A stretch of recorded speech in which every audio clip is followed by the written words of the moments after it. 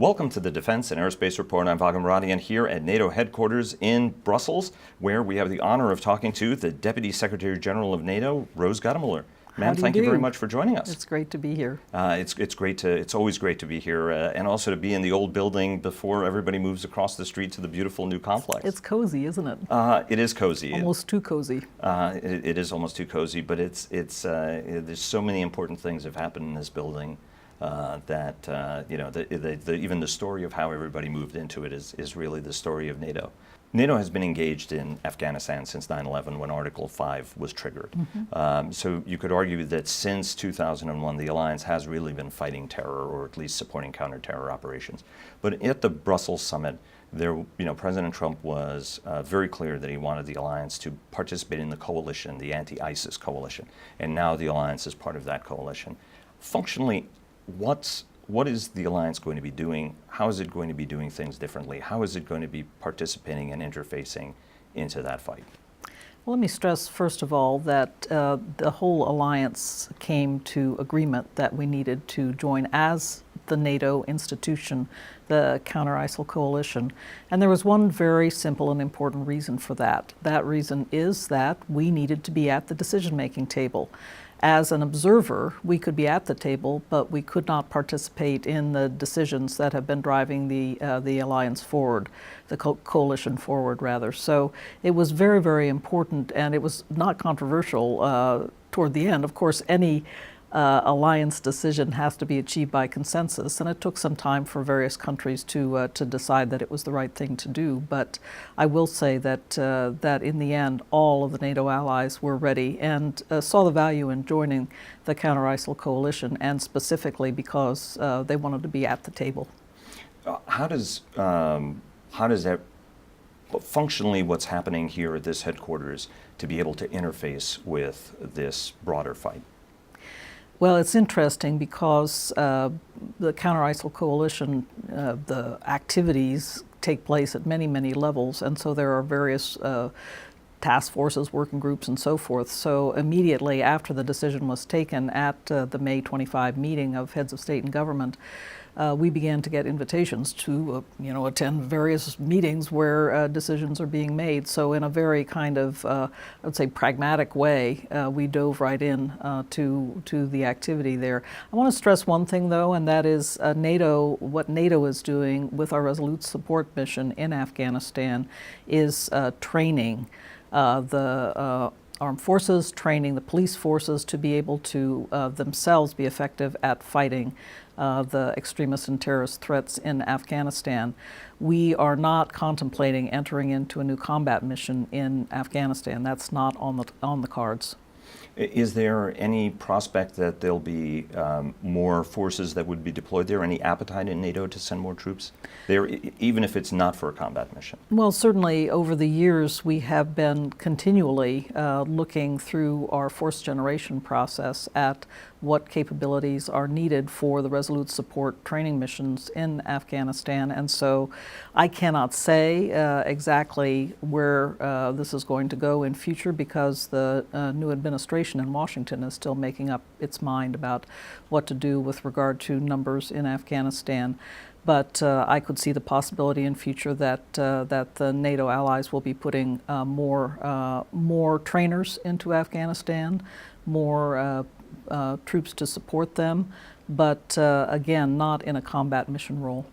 From the standpoint of Libya, that too is another mission on the plate of the many missions. Bring us up to speed on the alliance's role in that important country. We are just at a very early stage at the moment. We were invited to interact with the Libyans, so we've had a mission that's gone down to Tunis to talk to the Libyans about what they are interested in, and currently we are looking at what the possibilities may be. But I can tell you the categories will be focused on capacity building, defense capacity building, institution building, looking at ways to help them develop basically the tools and mechanisms of good governance throughout their military and security forces, and perhaps in the wider realm as well. I cannot say exactly at the moment what would be possible, but helping them to form a viable Ministry of Defense, for example. and all the activities that they have to work through in order to be able to do that.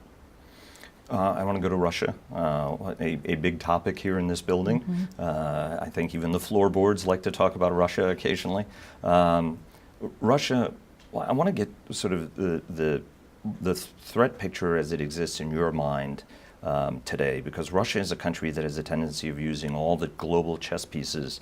A Syrian jet is downed in the Middle East. Russia flies within 5 feet of an American reconnaissance plane in the Baltic. So all of these things in the Russian mind are all interconnected.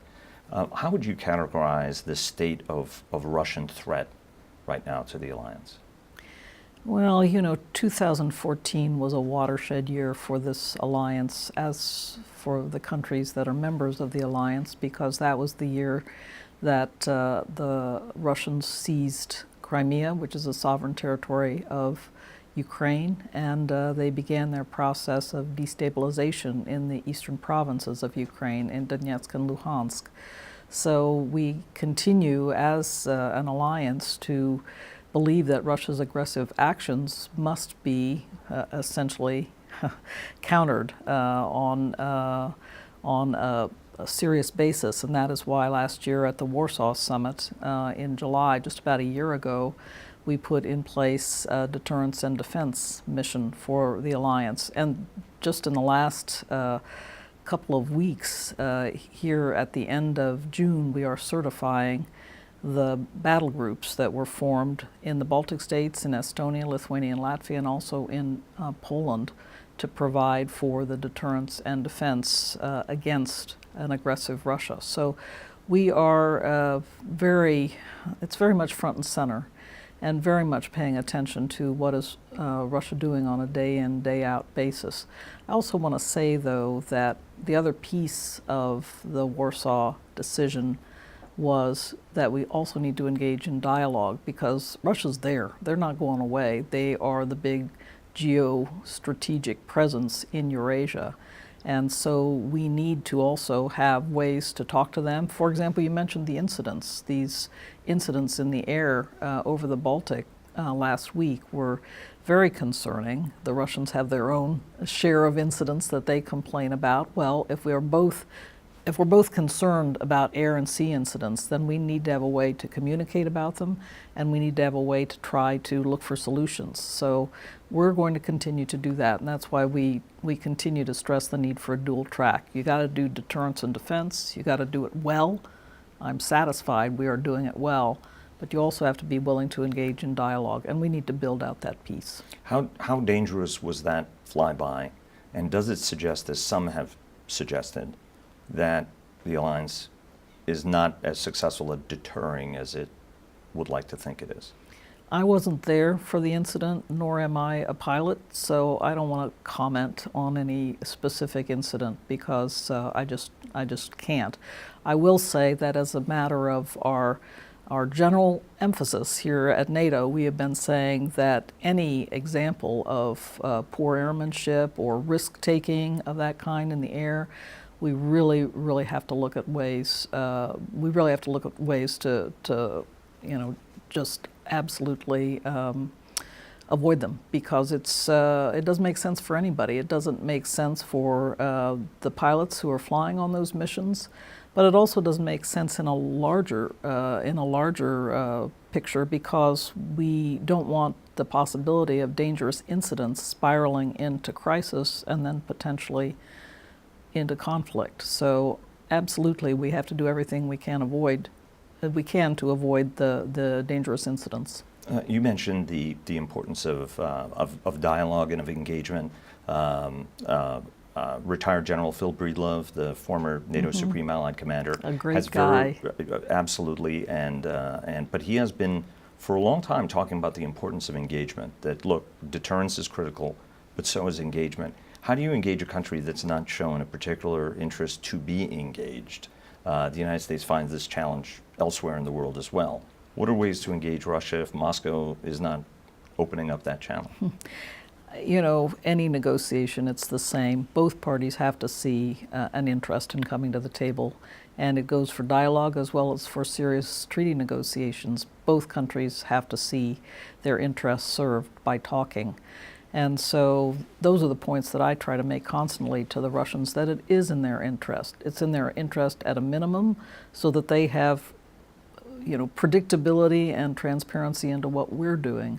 But furthermore, I argue, and I think it's a strong argument, we have work to do to solve these problems and to look for mechanisms and ways to build up confidence and build up mutual predictability. So it's not a matter of us asking them for our health, it's for their health as well. Let me take you to the question of spending, which is a popular topic, I think, in this town. The goal of 2% is not something new, but it has been recently endorsed, as is the 20% that countries should spend 20% of their defense budget on actual acquisition, on the delivery of capability. But that is seen by some as selling short some very close allies who've made major contributions that are not spending that amount of money. Canada being one of them.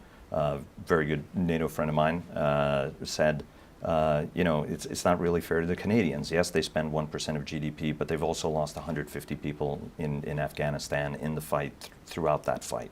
And a number of other countries as well, smaller countries, have made rather dramatic contributions. On the other hand, countries that spend a lot on defense, for example, Greece and Turkey, have played a very, very minimal, if negligible, role there. What's the way to increase, and that's rubbing some people the wrong way, as I'm sure you know, as I'm sure you've heard an earful from folks. What's the right way to increase defense spending but maintain political cohesion in the alliance, which is, it's really a political alliance with military capabilities at its heart? First of all, I wanted to agree with your early statement that and I'm speaking now as an American, I happen to be the Deputy Secretary General of NATO, but I am, as a matter of fact, an American. So we've been asking to increase defense spending at NATO for a long time, and I just want to recollect for your viewers Bob Gates' speech from his last defense ministerial in 2011. If you want to read a script that is practically word for word the script that President Trump has been using, go back and read Bob Gates' speech. Now, President Trump has his own colorful way of putting certain things, so that was not Bob Gates, but nevertheless, I do recommend Bob's speech from 2011. Which at the time was seen as a very stern Exactly. delivery of a message that every administration has delivered since almost the founding of the alliance. Exactly. But the point that Bob made that was, I think, especially cogent was that it's the American people, the American taxpayers, who are going to lose patience. And in fact, that's the message that President Trump has been pointing to very strongly in his own colorful way. So that's one point, but then how do we deal with it? Well, as I said, 2014 was a real wake-up call for this alliance. It wasn't only the Russians going in and seizing Crimea, it also had to do with the rise of ISIL, their seizure of Mosul, and everything that has transpired since that time. So the alliance in the Wales Summit in 2014 really put in place the first step on a long road that has brought us to May and the action plan that we just agreed for the May meeting of leaders. That was the Wales so-called Defense Investment Pledge. And it has three pieces to it. It's not just all about the money, although money is an important thing, but also the capabilities that countries bring to bear that can be shared among the alliance when we have important work to do. I think a great example of that is our tanking ability for the NATO AWACS. Countries that have tankers and can provide that tanking capability, very important. And then the third is contributions. You mentioned the Canadians and the big hits they have taken in Afghanistan, and we continue to so appreciate the great contribution that the Canadian Armed Forces have made, but continue also to really mourn for Canadian families who have lost their children.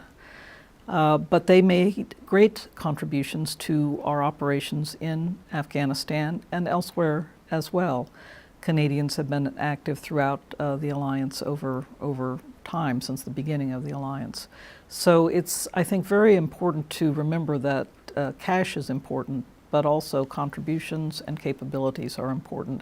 And that is what went into the action plan that was agreed by the heads of state and government on May 25th, and what we will now see on an annual basis being put out by countries. So we will have a clear vision, I think, of how countries are doing in terms of stepping up to their responsibilities to the alliance.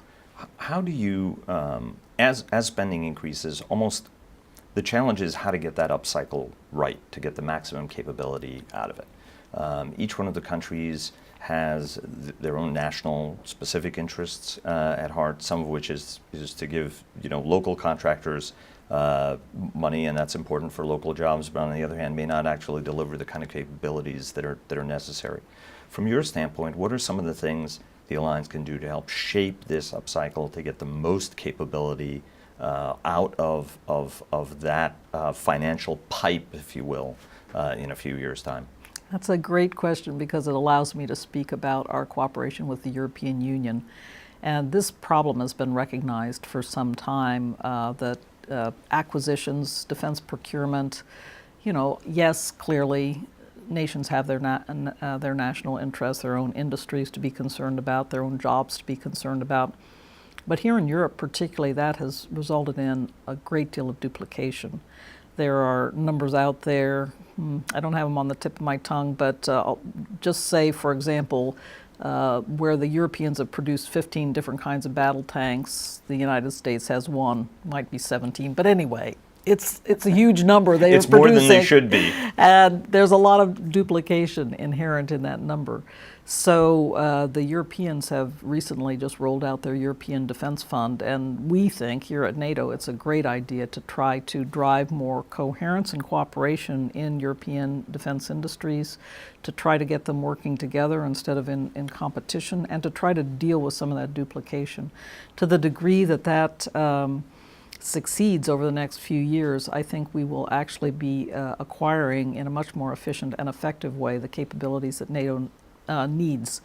And so that's why we've been stressing, despite the kind of media line that's out there that we're butting heads and we're in competition. No, we see this as very complementary to what NATO needs to do. And I like to say that more NATO capabilities are good for the EU, and more EU capabilities are good for NATO. I for a second thought I was talking to Jorge Domecq, because that sounds exactly like Jorge's. Jorge and I are good friends. We're working away a lot together. You definitely have him on speed dial. This is a sort of a slightly more politically dicey question, but are countries spending more because of a concern about Russia and pressure from President Trump, as well as others across the alliance? Or are they spending more because they're concerned about Russia and still harbor lingering concerns that the United States won't be there for them? I've heard this now from several leaders across the alliance of the sort of ill ease. The president has since said that he does unequivocally support Article 5. But there are those who've looked at that as sort of reluctance as, the most important guy in this equation is the President of the United States. It's not the aides, it's not the secondary, is his heart in it or not? How do you respond to that question? Are our allies spending more because of the threat, or are they spending more to defend themselves, God forbid, in the event of a crisis over a fear that the United States or any other power might not be there for them? Well, I'm not going to comment on your introduction at all, but let me just stress one thing. The way I see it, allies have wakened up to the fact that they had a big dearth in defense spending for a number of years, and a number of them have seen their defense forces weakened by the fact that they were not making the investments in capabilities that they need to make. I think a great example, you were speaking about the Canadians a moment ago, is to look at their defense initiative, which was just rolled out a couple of weeks ago. And the Canadian Defense Minister spoke very openly about the necessity of building up capabilities that they had allowed to languish for many, many years, and the necessity of really putting new resources to bear on defense acquisitions. So I think it's been a combination of Mr. Trump, but it's also been because allies see it in their interest because of the heightened threat environment to begin to recover from what was a slump in defense spending through the years of the serious financial crisis, 2008 to 2013 or so. We saw a big slump that worsened an already bad situation from earlier.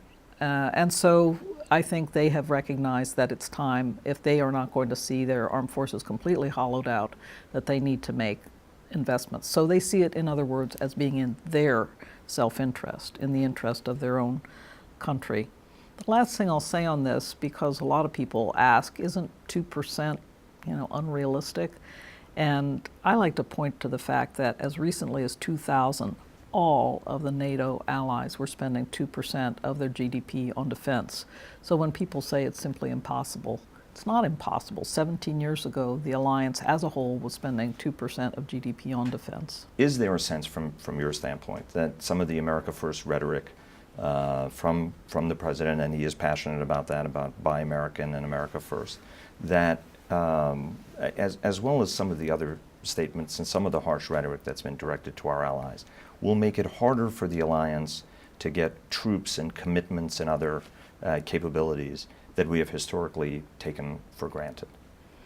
I think it's going to be very important for the alliance to continue on the road it's been taking, and that means, there are certain ways that we go about looking at what allies are willing to put forward. The force generation process is one that is well established now, and the commander in the field, in this case General Nicholson in Afghanistan, working together with SACEUR and the other elements of the military command here in NATO per se, they essentially are in communication and trying to push together to bring the numbers in that have been asked for by those in the field.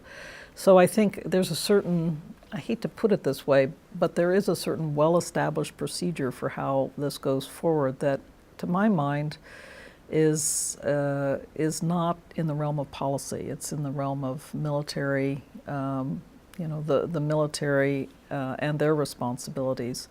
So I can't answer your question whether national governments are going to somehow second guess what they've signed up to in terms of providing for alliance needs. But as we sit here in the NATO headquarters, I can say that it's kind of steady as she goes.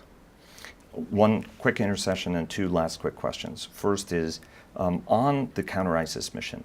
You mentioned, for example, that combat troops are not on the table going to Afghanistan from the alliance more broadly. What about for the ISIS mission? Because there is continued talk about putting troops on the ground and beyond just special operations troops. Any discussion on putting combat forces on the ground in either Syria or Iraq in No. the counter-ISIS? No. Last two questions. One is, there are a number of very prominent analysts in Washington that when you talk to them about Article 5 are remarkably cool toward it. Their attitude has been, look, none of those, at first it was Ukraine's not worth going to war over, but then also some of the countries on the border are not worth going to war with Russia over. That the stakes, we have to understand that that's a very high stakes thing, and Russia has its interests.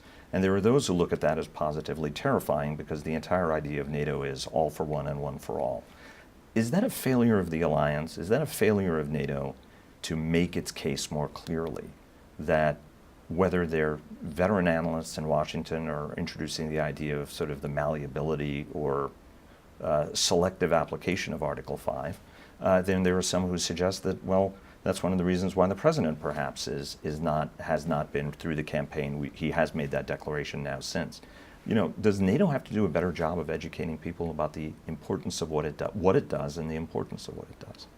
Well, just because a couple of experts in Washington have raised their voices to offer up ideas, that happens all the time in a free society, and some of the ideas may have no grounding in facts. You know, I think it's also important to look at the fact that Article 5 is a treaty-based commitment of the United States of America, and the United States of America has always been right at the center of supporting the international rule of law. So if suddenly, you know, somebody in the U.S. non-governmental community is raising questions about Article 5, then they need to focus on the fact that it is a treaty obligation of the United States of America. The second thing I want to stress is that, as I see it, the influential voices in Washington are fully in line with supporting the Article 5 commitment of the United States.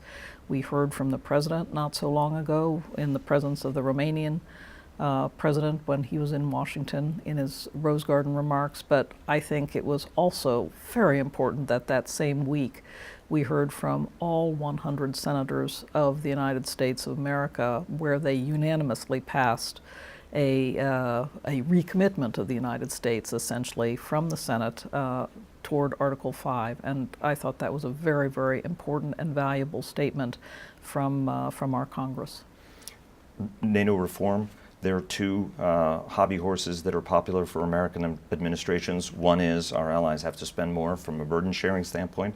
The other is NATO must reform, NATO must reform, NATO must reform, and it invariably pulls in the Deputy Secretary General, and anything that involves NATO must reform. There are already a little bit of rumblings from Washington that the next request from the from the Trump administration is going to be reform, more reform for the alliance. Is that something in the cards? Is that something you spend time thinking about? And is the move to the brand new building across the street, literally, an opportunity to be able to do a little bit of that? Well, indeed, as Deputy Secretary General, I have a great deal of focus on the adaptation of this alliance and making sure that we are light on our feet in terms of being able to reform ourselves as we see necessary. And I can already see that there are areas that we can be more efficient and effective. So yes, certainly, I think the move to the new building is a great opportunity to look at ways to make certain of our operations more efficient and effective. And the new building itself will facilitate that because it was designed for so-called new ways of work. And the way it's been wired and is capable of supporting faster speed of operations, I think, for the headquarters itself, I think that we will have some important opportunities as we make the move. Do you think this is a good time for reform? Because so many of the leaders of the 29 nations in this alliance have suggested that it's time to start doing things differently. Do you think that there's you'll be pushing on an open door to an extent when it comes to reform this time around? Well, I think, again, back to that consensus principle, everything has to be agreed. And so different countries, different leaders have a different priority in terms of what needs fixing. So I think it will have to be worked through in that very careful way of NATO consensus building. Rose Gottemoeller, Deputy Secretary General of NATO, who's got the easy job of herding 29 nations in the same direction. Thanks very much for taking so much time with us. My pleasure.